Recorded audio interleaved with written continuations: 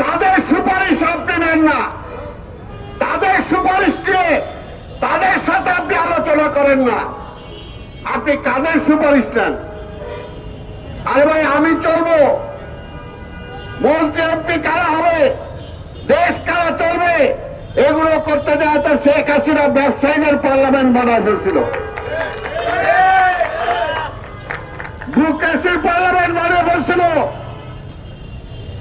সেটা করেন না আল্লাহর রাস্তায়। রাজনীতিটা রাজনীতিবিদদের হাতে ফিরিয়ে দেন, তারপরে রাজনীতিবিদরা কিভাবে চলবে রাজনীতিবিদদের সাথে আলোচনা করে গাইডলাইন ঠিক করেন।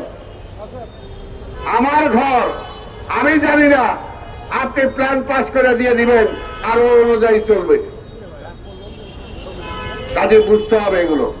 তাই বক্তব্য আমি দীর্ঘায়িত করতে চাই না, আজকে শুধু একটা কথাই বলবো, দেশে অরাজকতার সৃষ্টি করার চেষ্টা করছে পরাজিত ফ্যাসিবাদ। তাই যদি এই নির্বাচনকে আরো পেছানো হয়, তাহলে আমরা ধরে নেব সেই পরাজিত ফ্যাসিবাদের হাতকে শক্তিশালী করার জন্যই নির্বাচন পিছানো হচ্ছে। পরিষ্কার কথা, এই 6 মাস 2 মাস 1 মাস না, 15 বছর ধরে ভোটের অধিকারের জন্য ফেরত পাওয়ার জন্য এই দেশের জনগণ আন্দোলন করছে। তাই জনগণের অধিকার জনগণকে ফিরিয়ে দেন, জনগণ কাকে নির্বাচিত করবে সেটা জনগণ ঠিক করবে। আপনি আমি ঠিক করা দরকার নাই যে এখন একটু আগে হইলে ও জিতবো, পরে হইলে আমরা জিতবো, এটা জনগণের উপরে ছেড়ে দেন। তাই আজকে শেষ কথা একটাই, আবার বলবো, এই অভ্যুত্থানে যারা আহত হয়েছেন, এই অভ্যুত্থানে যারা আহত হয়েছেন, যারা এখনো কাতরাচ্ছেন, অনতিবিলম্বে তাদের হয় বিদেশে পাঠানো হইলে বিদেশে পাঠান, এই দেশে সর্বোচ্চ ট্রিটমেন্ট তাদেরকে দেওয়ার ব্যবস্থা করেন, তাদের পরিবার পরিজনকে যতটুকু সাহায্য করার করেন, এবং সেখানে বিএনপি যারা আহত হয়েছে তাদেরকেও বাদ দিয়েন না, তাহলে ওইটা জাতীয় হইল না।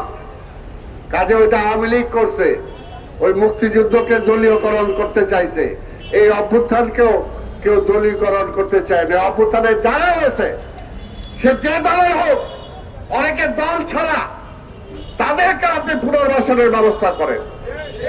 আমরা তো বলেছি যত কোটি টাকা লাগে, আর ওইটা তো হাসিনার ভ্যানিটি ব্যাগে এর চেয়ে বেশি টাকা আছে, কোথায় গেল সেগুলো? ধরেন চোর চোরটা ধরতে পারেন না, ডাকাত ধরতে পারেন না, পকেট মাইন নিয়ে দৌড়ান। তাই ভাই আমার, আজকের পরিষ্কার কথা, আমরা এই দেশে অরাজকতা চাই না। এই দেশটাকে সুষ্ঠুভাবে পরিচালনার জন্য জনগণের ম্যান্ডেট নেওয়া দরকার।